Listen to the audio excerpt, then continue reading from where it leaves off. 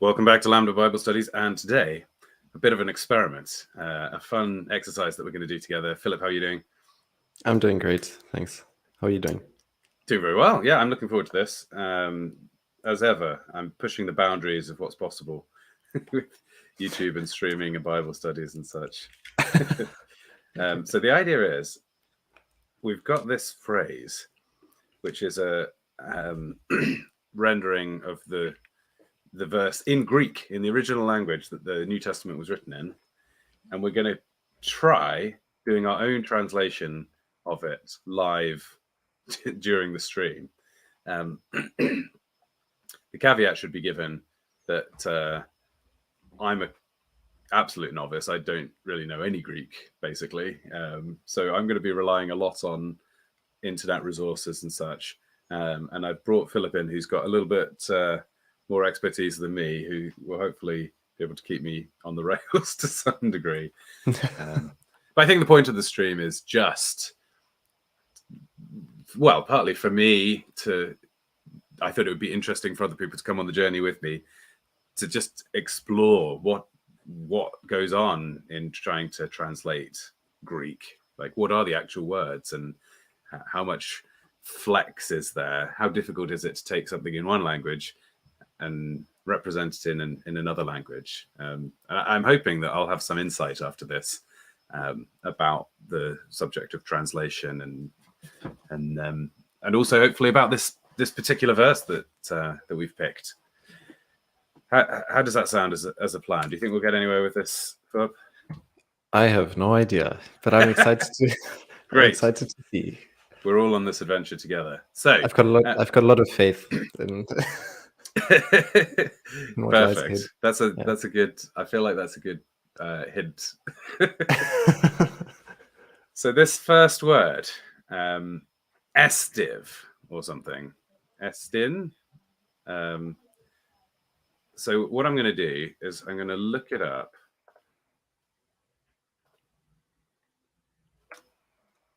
We go. So this is the same word, right? Mm-hmm. That's the first word, and here it is in a bunch of other places in the New Testament. So the word that's highlighted in orange in English is the same word. So this is my plan: let's just read through some of these, and hopefully get a feel for what this word is about. In this case, it seems like it is about is. I'm seeing the word is popping up a bunch. Very important word. Yeah. I am, though, that's different. So whose shoes I am not worthy. I suppose you could put is in there. I can imagine whose shoes is not worthy for me to untie, something like that.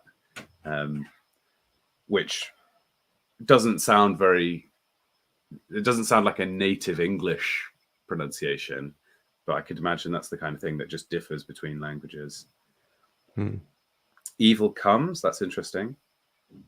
Perhaps it's got some modification there.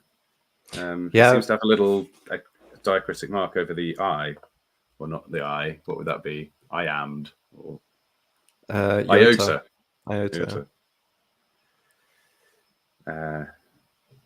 Okay, so I'm happy to just take a note here that the first word, let's copy this down. This seems like a less interesting word, maybe, but as you say, very important, is. Strong start. Okay. This is going to be a working stream, everybody, so I hope you're ready to keep up. Okay, the next word, would you pronounce that D? Yeah, de. De? So it's a delta, omic, no, what's the E? Echo? No, that's the Charlie. No. Goodness, now I have to think as well. I wanted to say epsilon, but I think am I confused? There's the eta and then epsilon. Yeah, I think it is. Yeah. Okay, it doesn't really matter. Begat Isaac, and Isaac begat. Okay, I'm seeing a lot of ands. I'm pretty confident to just call this and.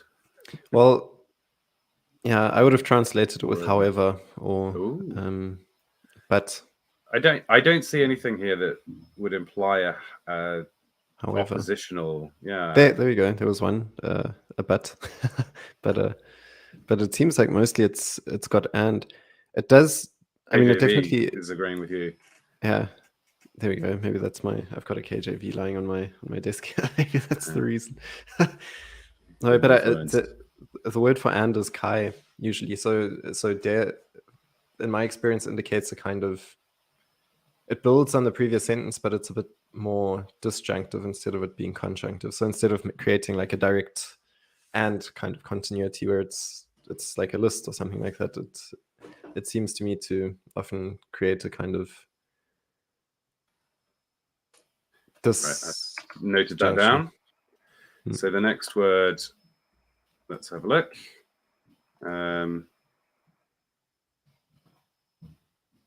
Hopefully this one's less of a sentence constructional grammar thing and more of a content word. I'm feeling like this might be a something with a bit more depth to analyze, but let's have a look. So pistis, maybe? Yes, yeah, exactly. All right. So take courage, your faith has made, woman, your faith is great. Your faith has made you well. Okay, I'm seeing a lot of faith here. And the title of the stream was, what is faith? So I think we should dig into this question a little. So, okay, the word faith is thrown around a lot. I think a lot of Christians think they just must know what it means because they grew up hearing the word all the time, but maybe you've not really thought about it. Maybe a lot of people genuinely don't feel like they know what it means at all. So,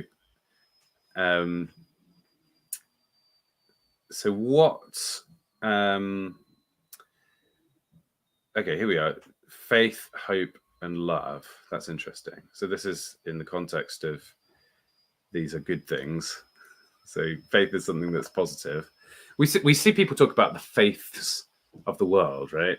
Like Islamic faith or Buddhist faith or Christian faith. But then the other place I hear the word faith used in English is like if you were a king and you had a faithful knight who would stick by your side whatever happened, or a faithful dog, you're a faithful Labrador, whatever.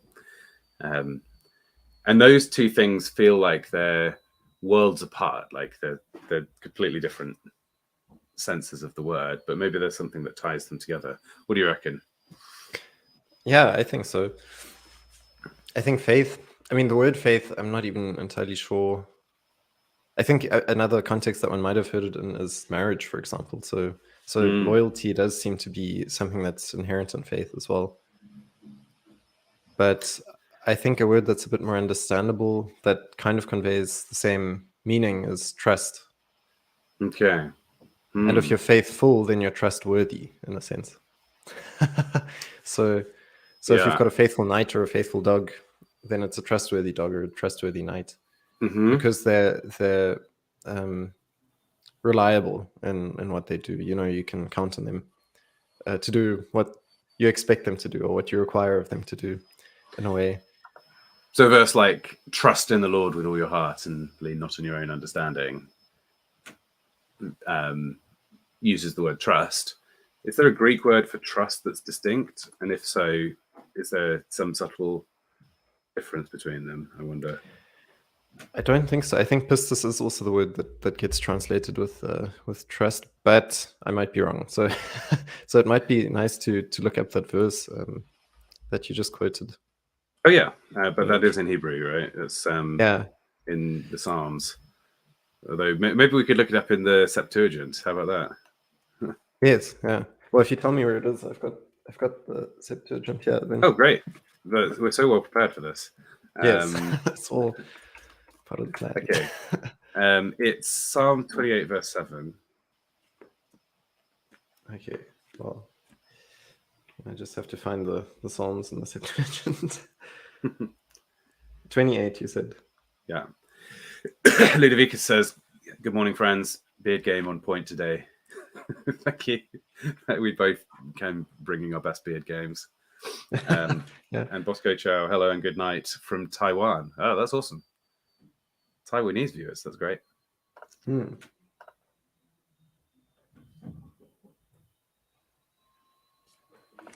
Yeah, so the word that's used here, if I've got the correct verse, is to hope instead of to trust. So trust doesn't come up here. It actually says hope with all your heart. Great. Well, I'm happy then to put in that this means trust/hope. And I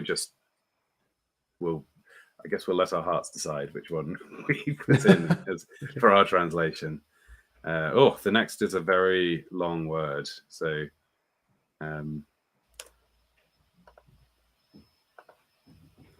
this is probably going to be more challenging. So Elpizamenon. Elpizamenon. Yes, exactly. Oh, Elpiz is there's a guy who uses that as his screen name who comes on the channel from time to time. I wonder if there's a connection. Yes, and then, that word's actually been mentioned just now from the psalm. Oh, go on. So maybe we're building up a kind of meaning complex here. It means hope. Okay, well, Elpis means hope. So this is a verb. This is a word that only appears in this verse. So my plan of scouring around various places to get a picture of it fails because we've just got a reference to the same thing. So you're going to have to help me a bit more here. So you're saying that the first 5 letters is a word all by itself. Kind of. So the weird letter that looks kind of like a Z and a snake at the same time in the middle of the word, that's a Z sound in Greek. Okay. And in the noun form of the word, that would be a sigma, so the S sound that you see at the end of pistis, for example. And elpis means hope. And the verb, I guess, doesn't come up as often. The verb would be elpizo. That comes up a lot more regularly than this form of the word. Yes. So what we've got here is a participle, and that's a bit less regular. But can you explain what a participle is? Yes. So this is great. I love participles. So in language, you've got verbs that do things. You've got nouns that just sit around and let the verbs do the work. They just look good. And then and then you've got participles who like the bridges between both. Ooh. Maybe that's a bit. Maybe it's more like one can maybe even think about it in Trinitarian terms. In which case, what I said a moment ago is probably quite blasphemous. But one could maybe say like the noun is the Father, the verb is the Son, and the Holy Spirit is the participle that bridges the gap between them, or something like that. And that's participles. Yeah, thanks. I hope it's not heretical, but the participle, the participle has elements of being a noun at the same time as having elements of being a verb. So you can translate it as, in this case, the things that are hoped for. So that would be more of a noun. It's a thing that is hoped for. But you can also say, you can kind of try to bring it more in the direction of hoped for, or try to emphasize the aspect that it's derived from a verb. Although that's difficult in this case because certain participles definitely have a concrete noun-like character, and certain participles have a much more concrete verb-like character.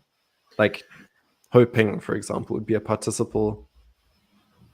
You could say, for example, the hoping, which is something that I've never heard in my life, I think, but it would classify as a noun. Okay, if you said it like that. So you can you take either a verb or a noun and convert it into a participle? I think it's more the case that you can convert verbs into participles. Yeah. Okay, so a verb like run, you could make it the running man, and then so you'd then say the running man cooked an egg. So the verb in the sentence is cooked, and you've just made run into running as a modifier. So it's almost become an adjective at that point. Have I understood that correctly? Having not been a language student, I don't know if I'm getting this right. No, well, that's true, because so participles can also, if one breaks down the different kinds of, so that would be it. If you make a participle more like a noun, then it becomes more of an adjective, and if you make it more like a verb, then it becomes more like an adverb. So you get participles that are more like adverbs. So he ran quickly. That word quickly would that's not a participle. Okay. I don't know what an example would be right now, but that would be a way in which you can try and make a participle more verbal. Interesting. Yeah. Okay. So in this instance, it's the root of the word is to do with hope, in the same way as the previous one we looked at, hope or trust. But instead of it being a verb, like I hoped that blah, blah, blah, it's more like something is hoping or something is hoped. Like it's modifying a noun, probably, or possibly a verb. I guess you could say runningly. If you wanted to turn running into a modifier, like an adverb, you could say, I traveled runningly down the street. Yeah. Well, that went swimmingly. That's a... Okay, maybe that's a better example. Yeah. Cool. So yeah, in this case, the word pistis is being described by opitomenon. So it's got more of that adjectival character, as you were saying. So it's the faith that's hoped for. So it's like the hoping faith or something like that. Or the hoped for faith, because it's passive as well. Yeah. I was going to say, how do we know whether it's a thing that's, is the object being active or passive? Like, is it the thing that's being modified that's hoping for something else? Or is it the thing that's being modified being hoped for by something else? Yes. So for this one, needs to get into the thick of Greek morphology. Okay. So give us a clue on this in this case. Well, in this case, it's even tricky because the word isn't so. It's so long, clearly... isn't it? I should have known that this was going to be a pain. No, well, it's a great exercise, but the if you can find the letters mu, epsilon, and nu in the word, it spells something that sounds like men. Okay. That's what we are. We're men. That's these three.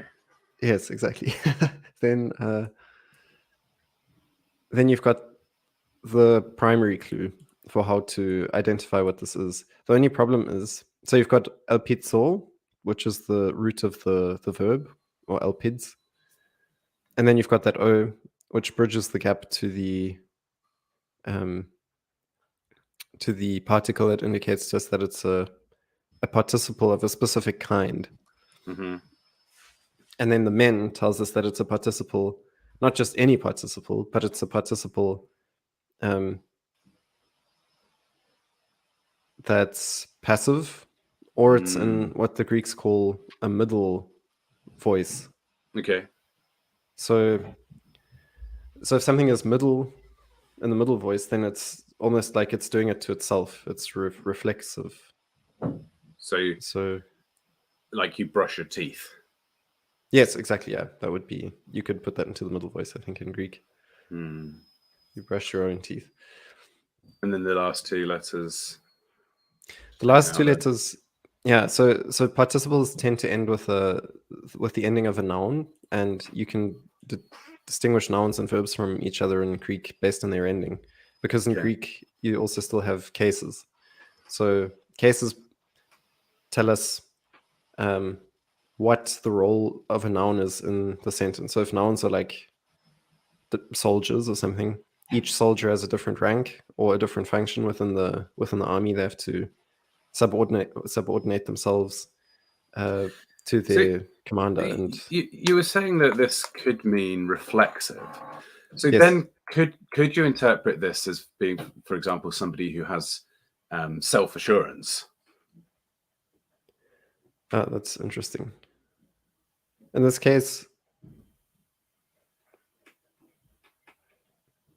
I don't know. I'd have to think about that. I don't think so. Okay.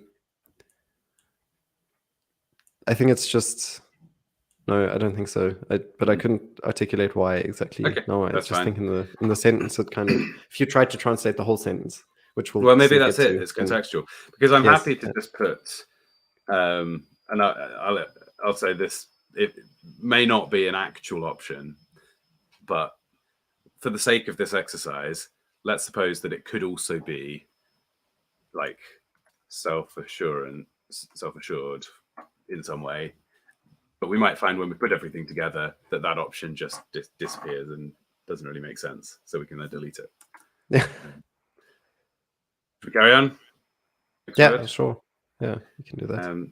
So the next word I've heard of, hypostasis. I know this word because of the hypostatic union. Yes. Yeah, that's very interesting. But maybe that's cheating a little bit. But yeah, so faith again. Okay, so this is once again a word that actually in this exact form only appears once. Although maybe if I click over here. Okay, yeah, so these are, I guess, similar words, right? Confidence in this case. So exactly, yeah. By this confidence, in this confidence of boasting, here we have. Oh, but here we have something a bit different. The exact representation of his nature, or in KJV of his person. The same word then being translated back as confidence, and then this is the one that we were just in. So I guess we've got two options here. It could mean assurance, or it could mean something about person or substance or nature. And maybe this is another contextual one. Without being able to dig in further, and I'm not going to cheat because I already know what the normal translation of this verse is.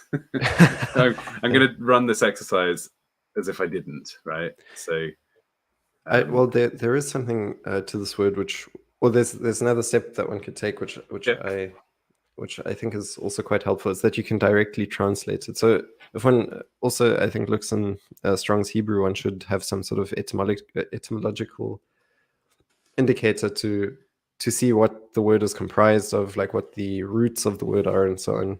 Can we bring that back up? And yeah, sure. I think that would be. This is Strong's Greek 5287. All the, am I right? Strong's is just all the words in the New Testament get given a number. Mm-hmm. And in the Old Testament as well, I think. Oh, but in this case, it's Strong's Greek, so it would be, this would be the New Testament. Hypostasis, and it says a support, substance, steadiness, hence assurance. Mm-hmm. Right. Well, that's just given us the answer, I guess. So then, how do we explain that other case where it was being used to mean nature? So literally, it means to understand. Hupo means underneath, and so if you've got that would be something else. Yeah, but hupo means underneath. Yeah, exactly. Okay. And then stasis is something that's standing. Is there a word for over? Hyper would be over. Which kind of we've preserved that one into English. Like we might say hyperactive, overactive. Probably in the medical world, they also say hypoactive or something. If you're sleeping. Well, for what's it called? Diabetes, for example, they say hyperglycemia and hypoglycemia, I think. A question from Lidovicus. I joined this stream as a seeker, questioning the nature of faith, wondering if I can choose to believe. Instead, I discovered the stream is a rather autistic investigation into Greek etymology. And then he says, "Yeah, there we go. I am not displeased." So we know our audience. Yeah. We into this one. I guess. Well, hopefully you can find your own unique autistic route into faith, because you found the right place, if that's what you're after. I mean, how do you truly answer a difficult question like what is faith without a bit of hard work and elbow grease and thinking? That would be my answer here. Yeah, you could have woolly books that just claim to know the answer, but we're going to dig in and actually study what the Bible actually says. I feel like this is a high level stream, so probably not the most seeker targeted of my content, but then I've always said that I love watching contents on YouTube of stuff that I don't understand and people really digging into something. So I'm hoping people, and I'm a beginner here, so I'm hoping this is a followable stream for people. Hypo, under, stasis. Did you say that was like to stand? Or ground? Yeah, to exactly. Stand. Yeah. So it's very literally understanding. Yes. Except that it's one has to think about it more literally as well than the way we think about it in English.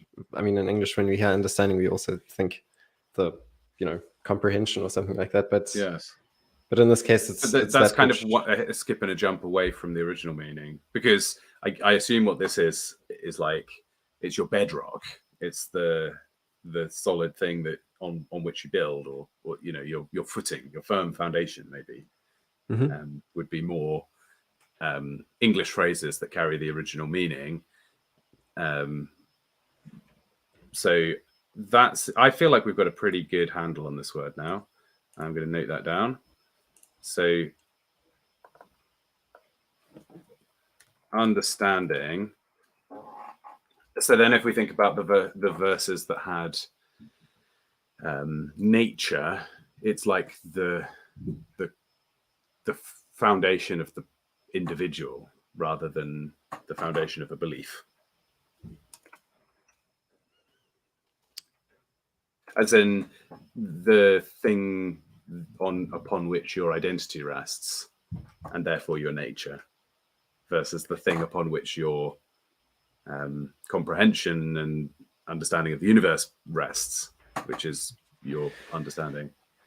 Yes, yeah, I guess. Your confidence. Yeah, yes.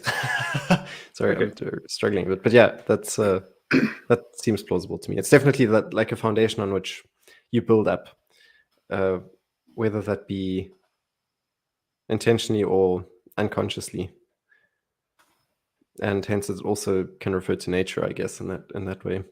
But it does seem to have a more spiritual quality to it than like the substance of the wall. That like would you say if you were contracted as a first century architect, would you say, or this is you're trying to make this house on a limestone hypostasis? Actually, maybe we should go and look at the parable of Jesus where he talks about the building on the foundation, building on the rock. Maybe he uses that word. But anyway, let's move on for now. Mm-hmm. Next word is pragmaton. Makes me think of the English word pragmatics. Don't know if that'll be a helpful clue or a goose chase. So pragmatics is the study of the actual meaning of,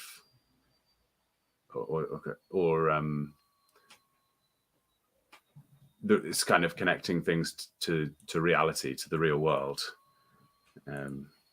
as opposed to, well, I think of it in language. The opposite would be semantics, which is like symbology and pointing. But pragmatics is like where you crunch into reality and everything. It's no longer are you dealing in abstract and metaphor and pictures. And so that's what comes to mind when I hear this word. We have a little bit of Greek influence on English, so I don't think that's a completely useless thing to bring up, right? No, I think that's very helpful. It originally comes from the verb praso, which means to do. So pragma is a thing, and it's a thing that's been done. So it's like you say, that's the most mundane. So the reality. Strong's Concordance describes it as a deed, a matter.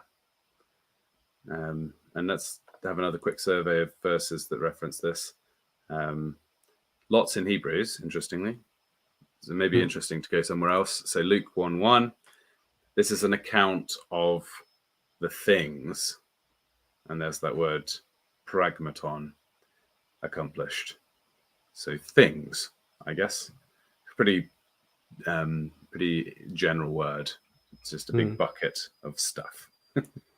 I guess it's kind of like facts, or maybe a data that needs to still be strung together meaningfully, but in the real world, not like abstract things or something like that.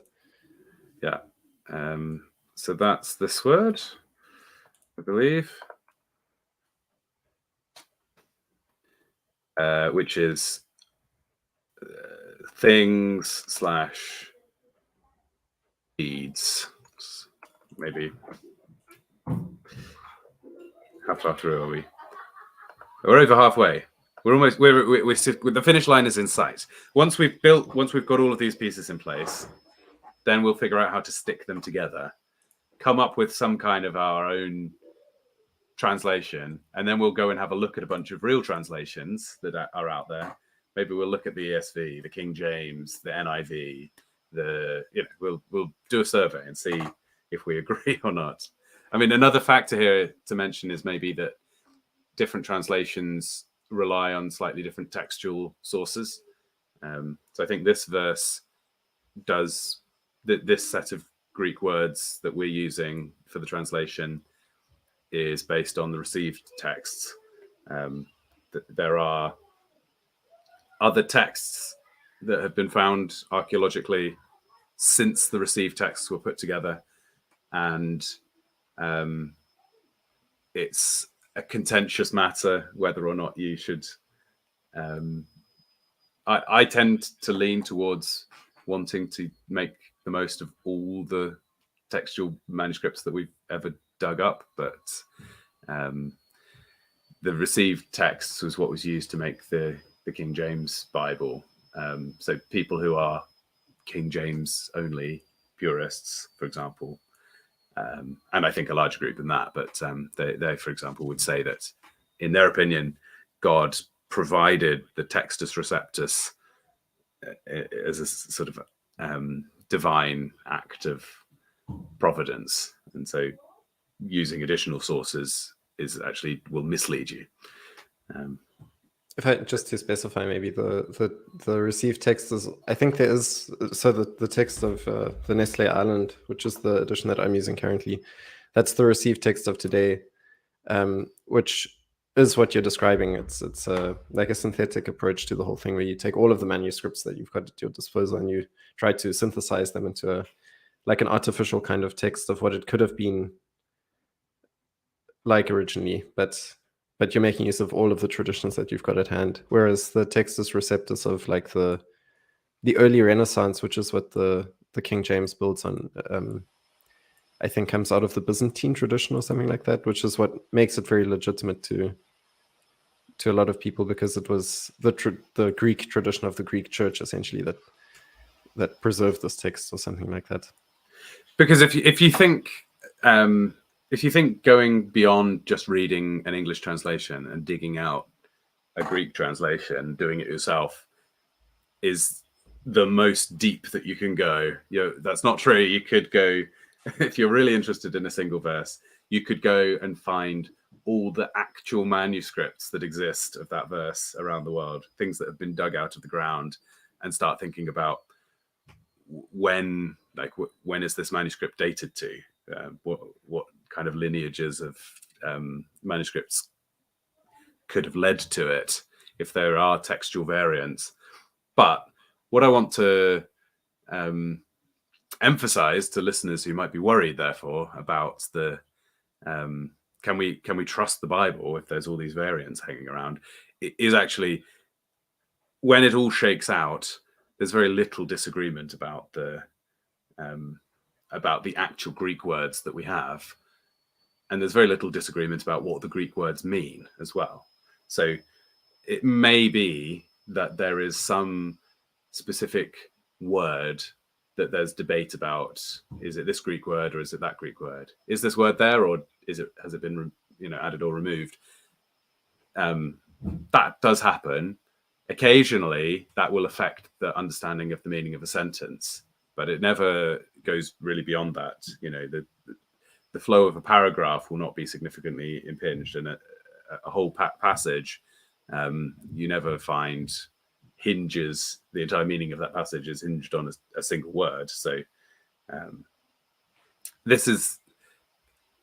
I think this is an interesting exercise. I don't want this stream to result in people not trusting their Bibles. You know what I mean?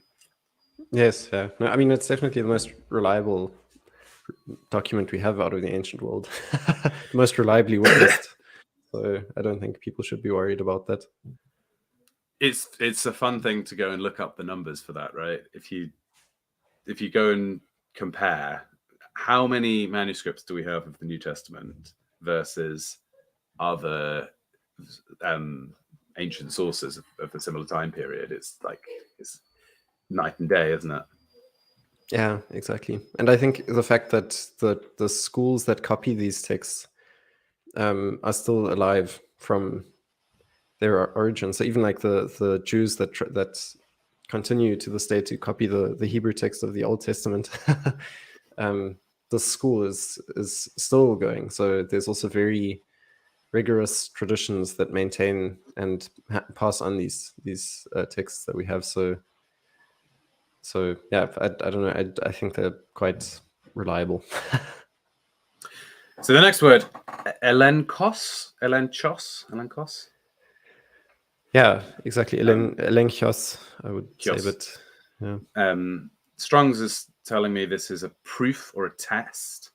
2 Timothy 3:16. So this is all Scripture is God breathed and is useful for doctrine, reproof, which is our word here, elenkios, or correction.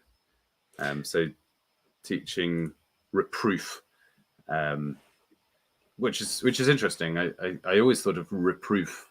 If you reprove somebody, that was more like telling them off. But that's slightly different from what I'm getting from this. Well, if you say reproof, there's a word in there already that we can also use in a different way in English, which is proof.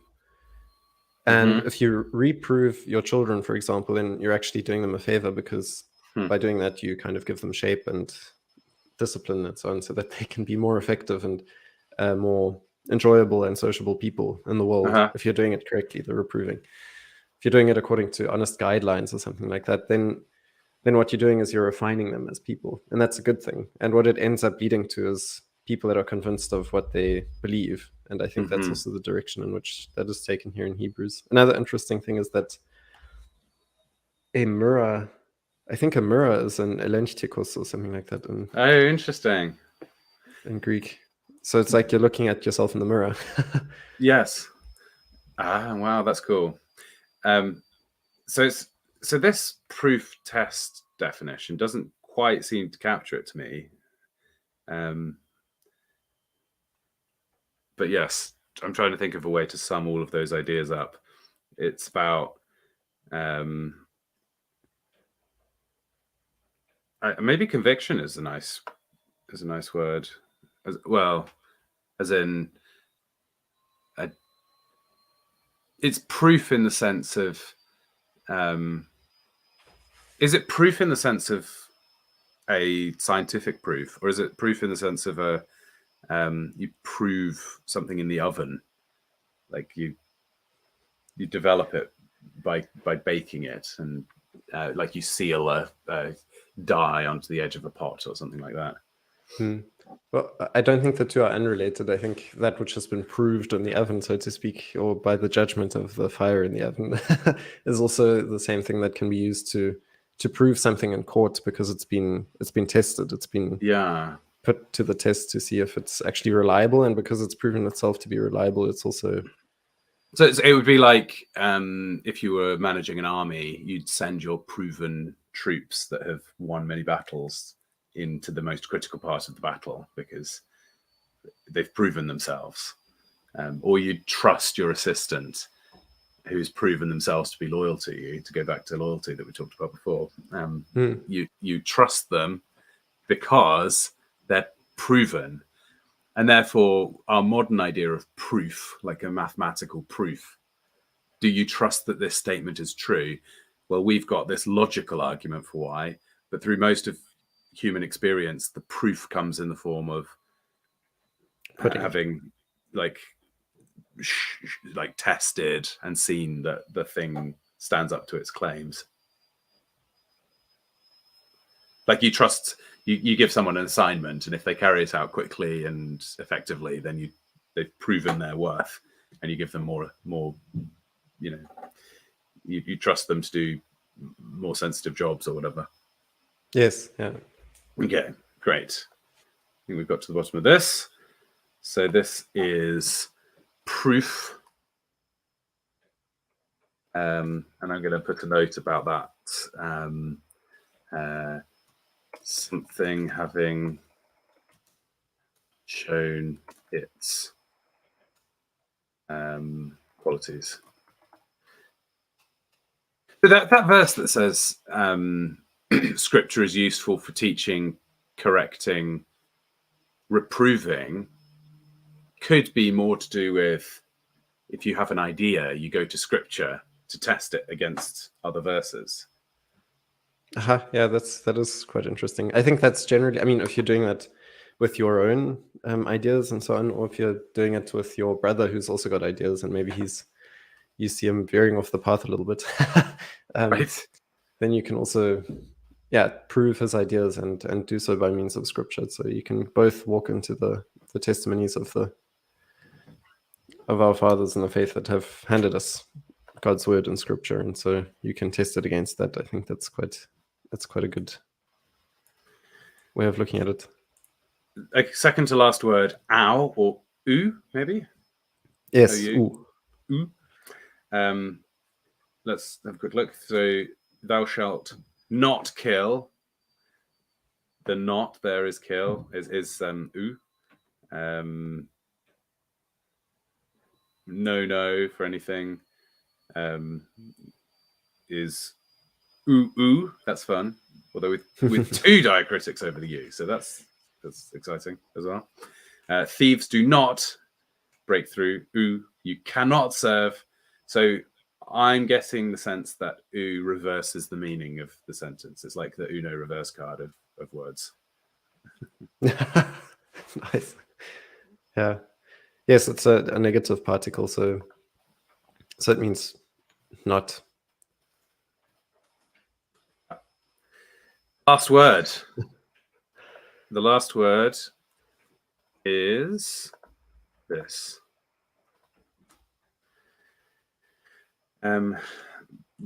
Bleponemon. No, blepomenon. Yeah, bleponemon. Blepomenon. It's like an enemy. This is a tough word to pronounce. Strong's gives us the hint to look at, and the verses seem pretty universal to be about looking, seeing, looking, beholding, whilst seeing, behold, regard. I'm happy that this is a simple, straightforward word. What do you reckon? Yeah, I think so as well. Blepo is to see, and this is another participle, in fact, which you can see because of the men. It's got a very similar shape to the ending from the. It's literally the same last 5 letters, right? Yeah, exactly.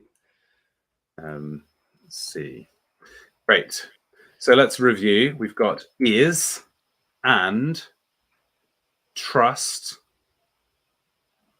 hoped for, understanding, things, proof, not see. So in English, that sentence doesn't make any sense at all. Okay. So I guess we've accomplished nothing. Oh well.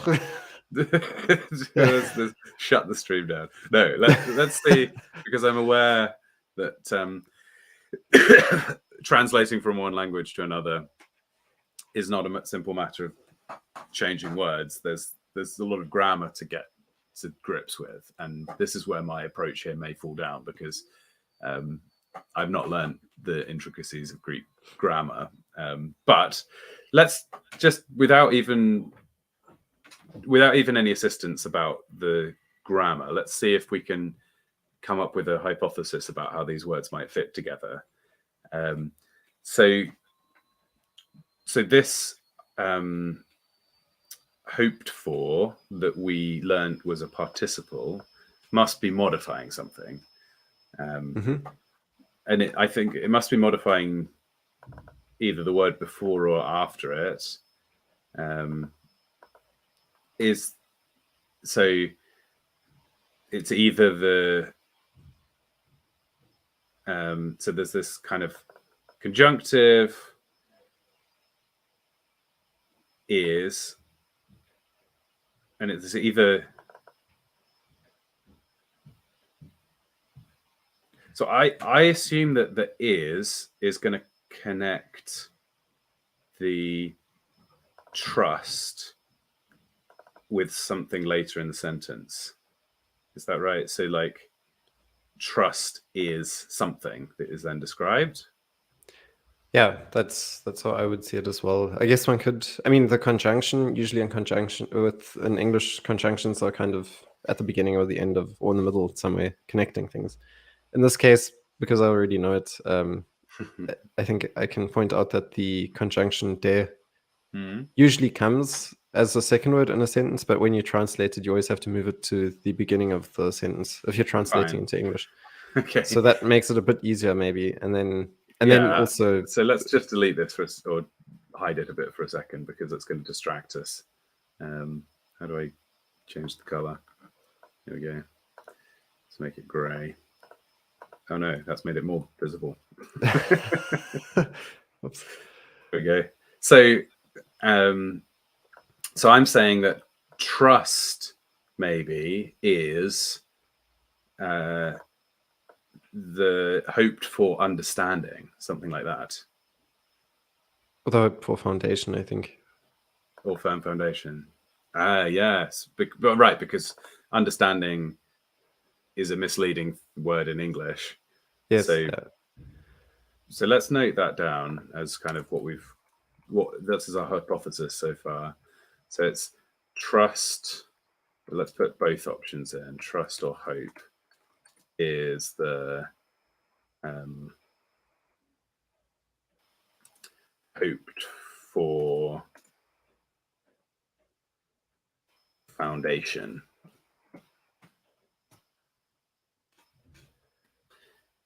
And then we've got this idea of things that have shown their qualities and therefore proven themselves in some sense. And then you've got not see.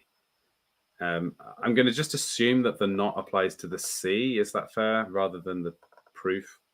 It's not like a post-modified word.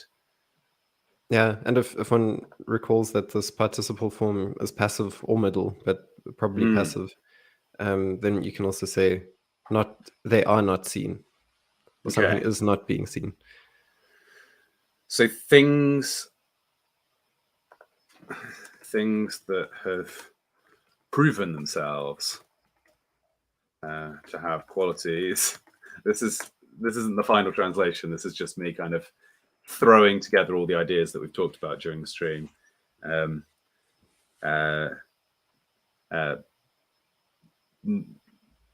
Not see, but then I want to say that this is passive as well. Is that right? The last 5 letters makes it a participle. So it's actually not seen. So we've got this trust or hope is the hoped for foundation. Things, I guess this is referring back again to the trust or hope.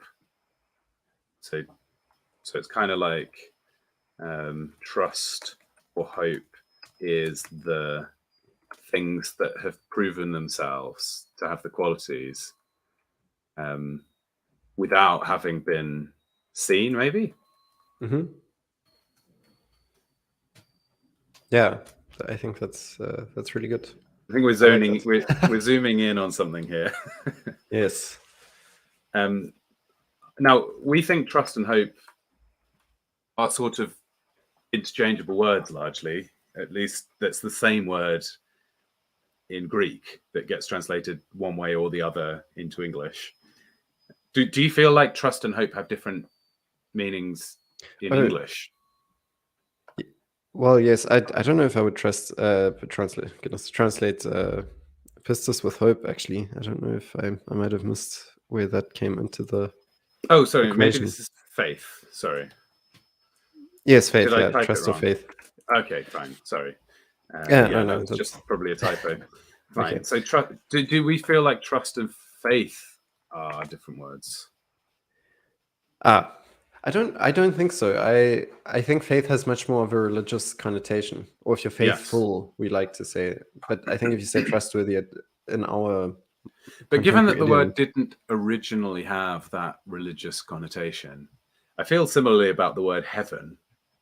It just is the same word as sky in Hebrew. But now we have the word heaven with this religious connotation.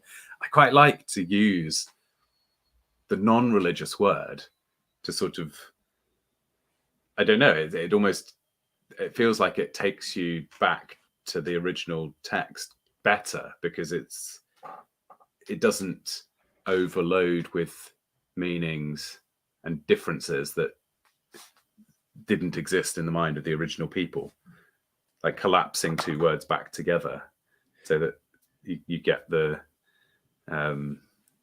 kind of blast of new associations happening. What do you think? Yeah, I think any translator tries to do the text justice, but the way in which you do that, your approach generally can take on different forms of expression. So what you end up doing to create your end product is you're playing around with aesthetics. And then the question is, how well do you think a specific aesthetic conveys the meaning that's inherent in the text? And okay, so maybe the way to do it is first we just need to understand what the sentence is saying, and then we can come up with a bunch of phrases in English that kind of capture it, and then we can discuss which of them is what are the pros and cons of each.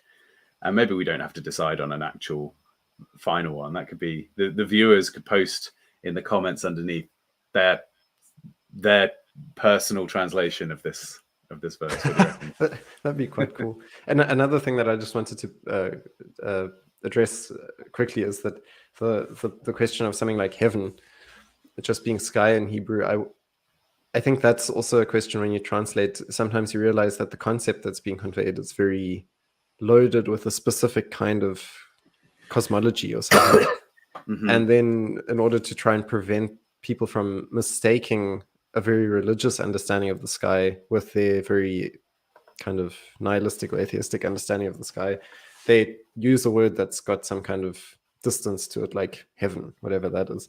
And yeah, so there's also an attempt to do that sometimes, but I also don't know if that's necessarily the best approach to take, because people then say, okay, that word to me sounds very religious, but I don't know, I don't have the cosmology to place it.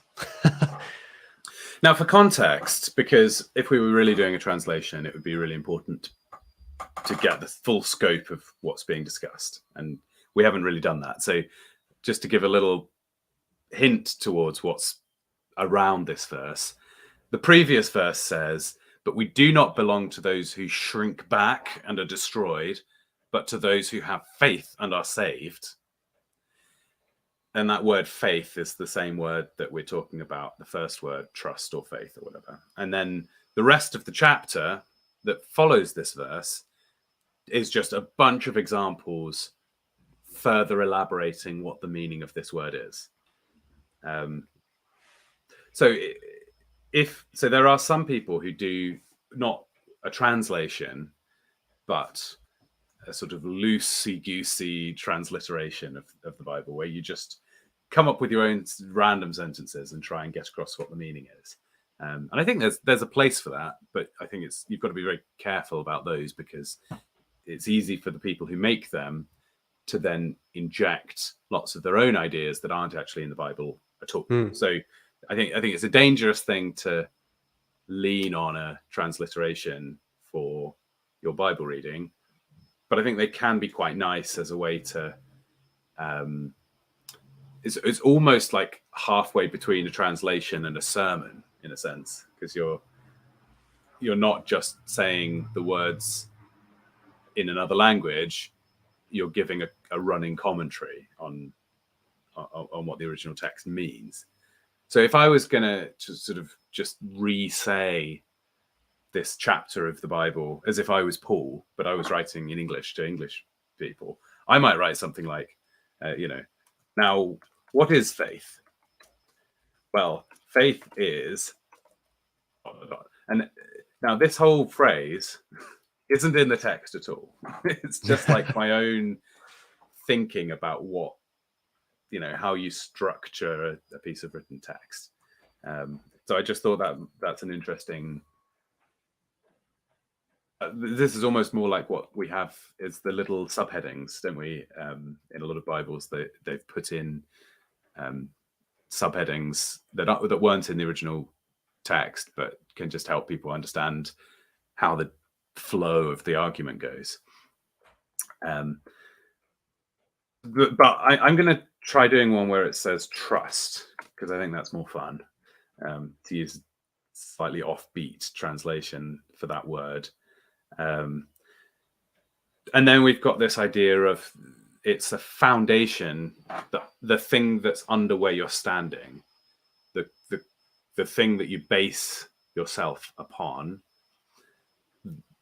but it's modified by this hoped for idea. So maybe the natural way to express that is in English is to say, I like foundation, because I think that does give you that sense of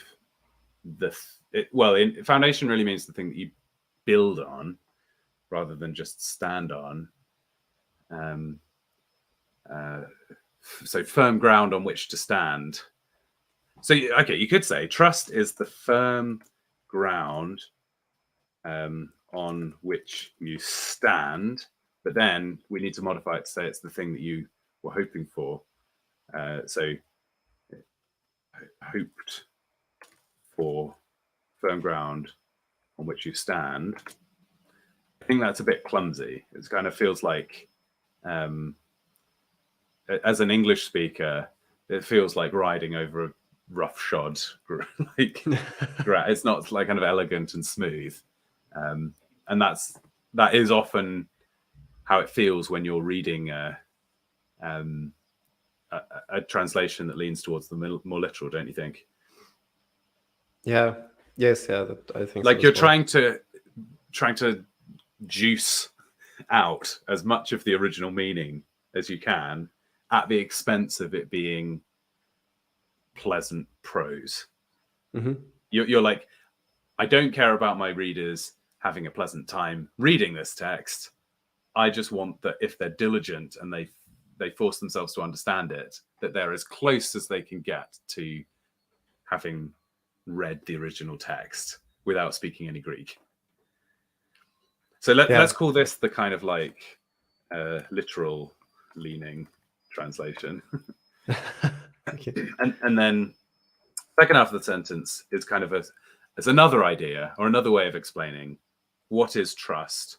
It's things that have kind of proven themselves to you, but you haven't seen them. Is that fair? Yeah, I think so. I think that's a good way of putting it. So trust is the hoped for firm ground on which you can stand. Maybe that feels more English. It's the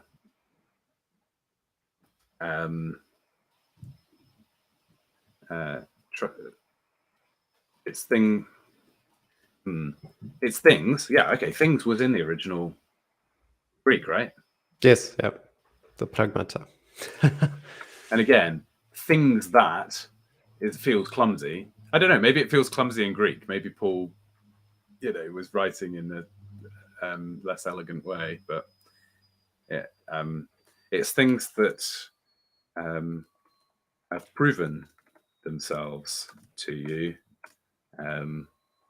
despite not having been seen. What do you reckon?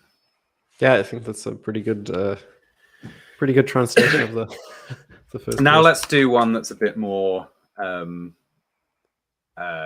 smooth, maybe. What do you think? Okay. Yeah. So we're now going to sacrifice a little bit of the comprehension of the original to make a text that's kind of more readable. And you will find people selling Bibles that have this kind of feel, and people reading them will think, oh, the text has just come alive. Partly what's happened is they're just missing out bits of information. So it's like a lower information version, but more consumable. So maybe we can find one word in English that sums up a ground on which you can stand. And that really probably comes down to it being something you can be confident in, I guess. Somewhere you can feel assured. So assurance, maybe? That, yeah.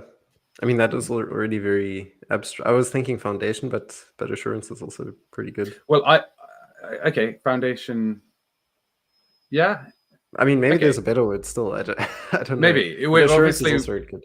Obviously, we're doing this live, so yeah. Hopefully people will understand that we're not going to come up with the perfect answer here. I think your mode of, because you do a bit of translating, right? You've done a few chapters of the Bible and things, and I love your style because you go for these concrete, earthy words wherever possible. In what feels like quite a Hebrew style of text, and I think it's lovely because as humans that embody a physical space, that's kind of how we think is with physical things. But the normal way to communicate in English, as influenced a lot by Greek thought, is with all these very abstract words. So I think to make a translation that speaks naturally to the English ear, maybe we have to go for certainty. Okay, sure. I mean, certainty, assurance, confidence, something like this. Yeah. Okay.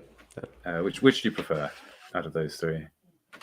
I like certainty, but I know certainty a bit better. But to me, that conveys the meaning a bit more directly. Yeah. But assurance. And let's go for faith for this one, because again, I think in a religious context, people are expecting the word faith. Okay. Maybe I don't know. Let's have a few translations. That's what I'm saying, and let's try and make them different from each other. So, faith is the certainty.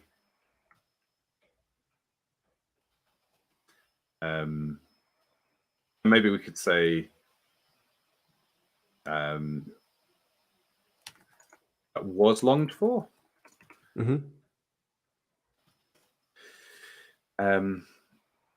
It's things that have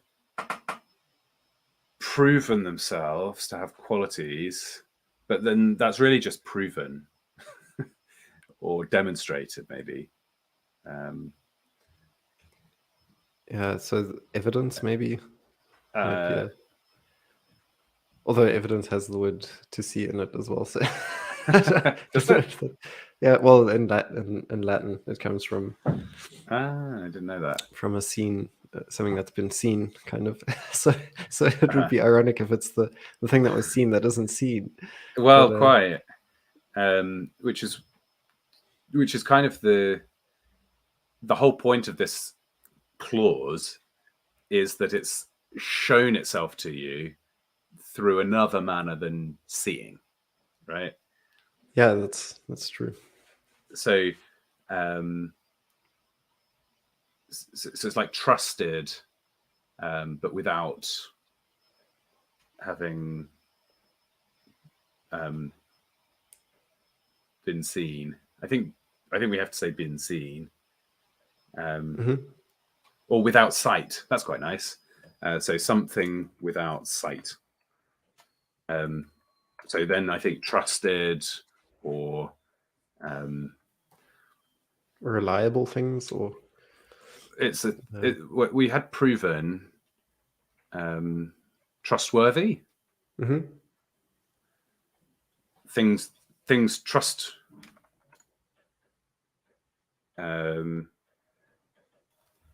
Things trustworthy things haven't been seen. I'm going to go back to that formation. It's a bit easier to read. I should point out probably that the hoped for is in the present tense, so it would be a less direct translation if one said certainty that was longed for in the smooth translation. But because it should actually be is longed for, but I don't know if I was going to ask about tense. Yeah. So faith is certainty that is longed for, trustworthy things that haven't been seen, which I think you can agree rolls off the tongue a lot better than trust is the hoped for ground on which you can stand. It's things that have proven themselves out. Maybe they're not so different after all. And now, just for the fun of it, let's do a transliteration. Okay. What do you think it means? Which is the most dangerous of all, as but I think that's why it's worth doing, just so people kind of understand the risk. So then we can do anything. We can introduce our own metaphors. Well, faith is when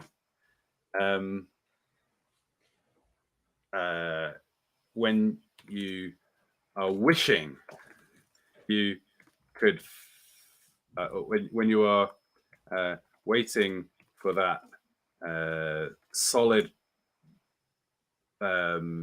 ground to place your feet. It's the, I don't know, it's that trusted friend who you know will do the right thing. You trust them without having to see them. Something like that. Okay. Now, my point here is that this is a great liberty beyond what the text originally said, but it sort of feels colloquial and is very approachable. So you could imagine reading a transliteration, and it just flows and feels modern and easy to read, but you could easily be importing all kinds of ideas that it's not, and it's your own piecing together of the evidence, and you could get stuff wrong. And if all you're reading is a transliteration, something like The Message, right? Yeah. You just have to rely on Eugene Peterson having correctly interpreted the text. Yeah, it makes you much more dependent on the translator, actually, which is a very interesting analysis. Okay, so there's our three. Is there anything else you'd want to put forwards before we go and have a quick survey of the professionals' work? No, I think I'm actually quite impressed at how How well how we've good, done. yeah, exactly how good the translations turned out. That was quite nice. All right. So how do I share on screen both ours and also some other? I'll just copy them into this document. Okay. So I'm going to stick them here. I think the most popular translation in the world is probably the NIV, right? 2011. I don't know if that's true worldwide. Maybe that's only in sort of Protestant circles that I've been living in. We could look at the Douay-Rheims, I guess, for a Catholic perspective. So this is the version that I probably have heard in church the most times. Now, faith is confidence in what we hope for and assurance about what we do not see. And I think it's fair to say that translation isn't massively misleading, right? If you were just relying on the NIV, what you would have understood in English from this verse is quite similar to what we arduously went through word by word in the Greek, trying to piece it together. So it's a pretty good tool. And translations, we know that they're useful and something that God would approve of, because the New Testament quotes the Old Testament in Greek rather than Hebrew. So the New Testament contains translations. Now, faith is confidence in what we hope for and assurance about what we do not see. They've done a nice little trick here to make it, I don't know quite how to phrase it, but I think maybe it's just the fact they've used "and" in the middle here, which wasn't in the original, right? There was no conjunctive. Yeah, you've got just a comma. So they've made a little grammatical choice here that the writer to Hebrews could have done. Like it could be D in here, right? Okay. Yeah, or Kai probably rather. Okay, Kai. It isn't. So this is the NIV choosing to style the sentence in what they think is a grammatical improvement. So think about that what you will, but I can see the appeal of it because that feels like a very nice. Now, faith is confidence in what we hope for and assurance about what we do not see. I think that's true. The original sentence has these two ideas about what this word faith is: confidence in what we hope for and assurance about what we do not see. It's kind of two different ways of phrasing the same idea. Shall we? Now, my go-to translation is the ESV, which tends to be a little bit more literal. So I'm interested to see the differences. ESV says, faith is the assurance of things hoped for, the conviction of things not seen. There you go. So as perhaps interesting that we were just talking about this, ESV has gone for the comma rather than the "and" in the middle, doggedly sticking to the poor grammatical choice of the writer to Hebrews. No. And has switched assurance for conviction. I think we put forward both of those words as possible translations of that. What did we go for? Well, it's interesting. In the NIV, they've switched the two around, which Whoa! I didn't even. Oh, I see what you mean. Oh, so it's not. Sorry, it's not assurance and conviction. It's conviction and confidence. That makes more sense. So why did the NIV feel that it's easier to understand to first talk about confidence and hope, and then assurance and seeing? Don't know. That's really interesting. But that's a deliberate decision. Somebody would have had to say, I've translated the Greek, but I'm now going to switch them for some reason. I can't figure out why one, so to switch them back. Now, faith is the assurance of what we don't see. confidence in what we hope for. I think I know why they've switched it. Because I'm doubting myself now. Okay, still curious to hear what your reasoning was. Confidence and assurance and conviction. Okay, I take back my confidence and my assurance. Okay. Is there any? So let's just assess. So we've got these three different words: confidence, assurance, and conviction. To me, in English, they're quite similar. What did we learn from our word-by-word study? One was firm ground, and one was something that's been proven. So you kind of got these two metaphors for things that you can trust in. Stuff that's been demonstrated to be good, and stuff that is like a solid bedrock, like an object that you can stand upon. And it's a bit sad in English that you lose that concrete quality, and you just have to reduce. You just use a word that has the end meaning, but not the metaphor attached. So then I guess confidence and assurance and conviction are all sort of interchangeable, right? Yeah, I was thinking as well. I mean, the word faith, pistis, comes from the verb peitho, if I have that correct, and that means to convince. So you could say, instead of faith, you could say conviction, and then you've got conviction as an option for like everything. But you will notice in our three translations that we did, in both the so in the original notes that I made and the literal leaning one, we preserved the firm ground and the proven.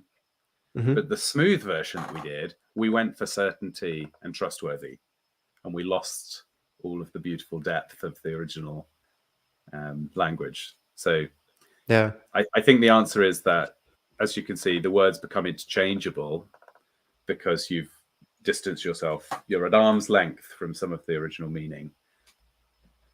But I don't think it will really affect any believers in day-to-day sense. So, yeah, I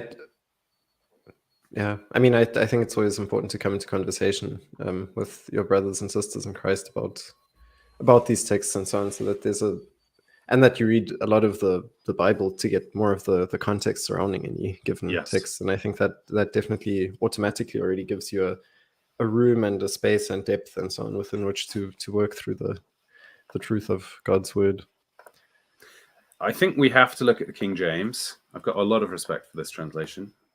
The translators were very good, I think, of the King James Bible. Now, faith is the substance of things hoped for, the evidence of things not seen. Oh, you mentioned the word evidence there. Yeah, that's interesting. So the evidence of things not seen, that's great. I actually love that. Because, like we were saying, the phrase kind of means something that's shown itself to you, but not through sight. So the evidence of things unseen is a really nice way to put that. I'm more skeptical of substance of things hoped for. Well, that's also interesting, because if that's a Latin word as well, and if you translate it directly, it also means the understanding, the substance. Interesting. I didn't. Yeah. And of course, there was a very popular Latin translation kicking around, right, that they maybe were using to influence them. So yes, yeah, could be. Maybe that's. But I guess the idea is also that substance, or that which under the underlying reality or the nature of something, is always underneath that which you then end up seeing, which ends up bringing itself into expression. So maybe that's what the idea is supposed to.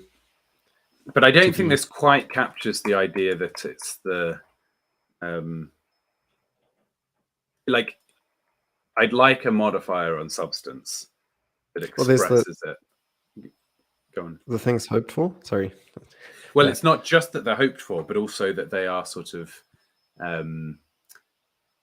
it's a substance in a positive sense. It's a substance of solidity, of confidence, of So it's not just saying faith is whatever the substance is of things hoped for. Faith is the solid substance of things hoped for, or something like that, right? Because it's not saying that faith is just whatever is hoped for.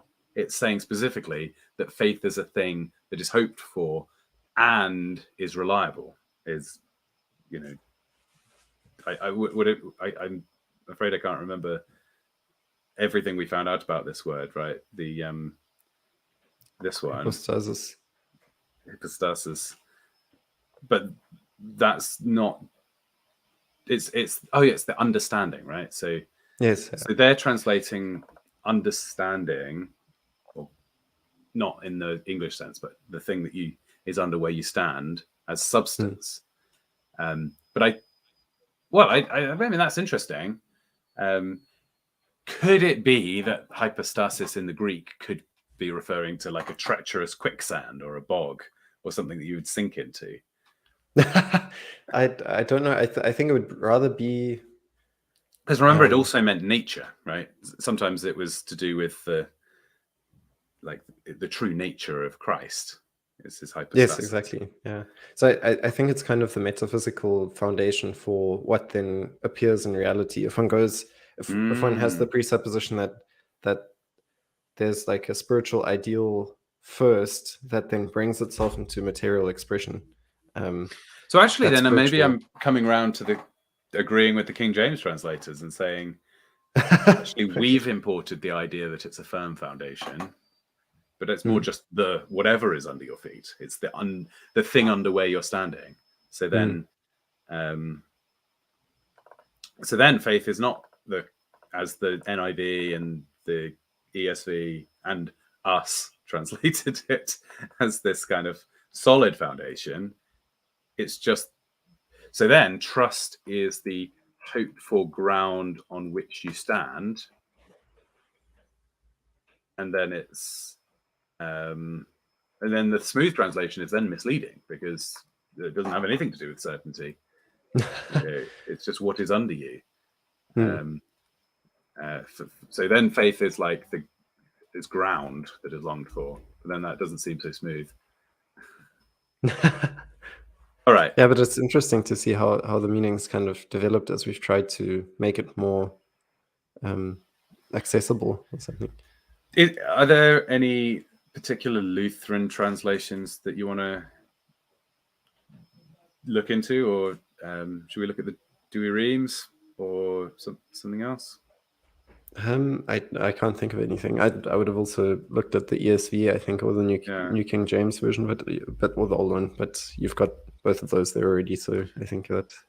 Let's look at the Douay-Rheims. This is I think still the go-to Catholic Bible from 1899. Now, faith is the substance of things to be hoped for, the evidence of things that appear not. Solid, I'd say. Very similar to the King James.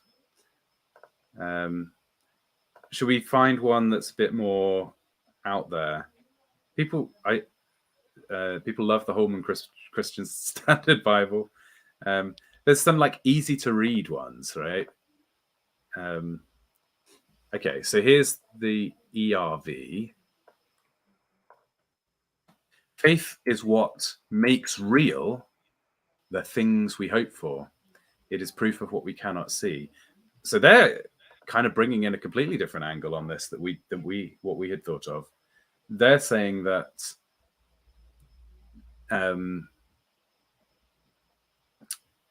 it's faith that brings about the thing that you long for. So it's like faith turns it from a hope into an understanding. Into a substance, even. Into a substance, yes. Which I'm not sure that is in the original Greek as an idea. I'd say that this is a misleading translation. What do you reckon? Yeah, I just I didn't read it like that, but that's an interesting attempt to, because it's like your faith is the thing that turns into reality what you hoped for. And in some ways, that's true, I think, because Jesus also says things like, if you had faith like a mustard seed, then you could move mountains or whatever.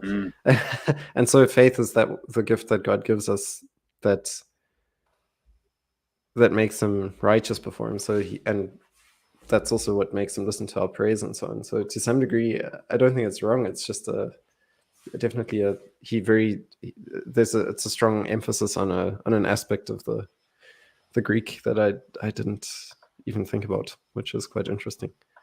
So this is the last one I just pasted in was from the Geneva Bible, so even older than the King James, and they use grounds as understanding, which is kind of lovely. We didn't think of that as an option. And this is the message. Fundamental fact of existence is that this trust in God, this faith, is the firm foundation under everything that makes life worth living. It's our handle on what we can't see. So as I was describing before, the message is a transliteration. And he's just added this that makes life worth living out of nowhere, as far as I can see. Under everything that makes delete that, right? There we go. But you can see how people could look at a more elaborated translation, think that they're getting greater insight into the text from a phrase like that, and they'd say, "Oh, well, look how much better the message is," versus our kind of more literal version that does have more of the original text, but somehow feels less pleasant to read. So you've got to be careful if you're seeing if you're looking through different versions of the text. If one of the verses has an idea that's not in the other ones, it might be in the original Greek, or it might just have come out of the author's head. That's not to say that the ideas the author is putting in are necessarily wrong, but they might have just been imported from other bits of the Bible, and then you end up potentially using one verse as a proof text of another when you've actually it's a circle because you've brought the idea into the first text from the second text when you did your translation. So, all right. I'm happy with that. I think if nothing else, we've really meditated upon that verse. Yes. Sorry for the people who came here and thought that we would just be giving you the answer. You actually had to do the legwork with us. But if you've ever wondered what is faith, hopefully you can now think about it. If you really internalize those two ideas, faith is that solid ground that you're longing for, and faith is the things that have proven themselves, right? Like a trusted army that have proven themselves in battle, but they've proven themselves. These faith or trust is those things that you haven't seen and yet have commended themselves to you as reliable and trustworthy. And if you want to know more about faith, why not read the rest of Hebrews 11, which actually explains in probably a more human way than what we just did over the last hour by going through examples of people's lives and demonstrating it sort of through action. Great. Any last thoughts? Anything you want to plug, as they say? I guess I could say that that the Greek text is the invisible substance of the visible text that you read in the in the translation that you have at home. That's cool. That's a nice link, actually. Very good. Yes. As much as we often experience acts of God without fully understanding Him or the way that He works, we also read our translations and don't understand the underlying text that they draw from, but the meanings from the original text still kind of reach through and act in our lives.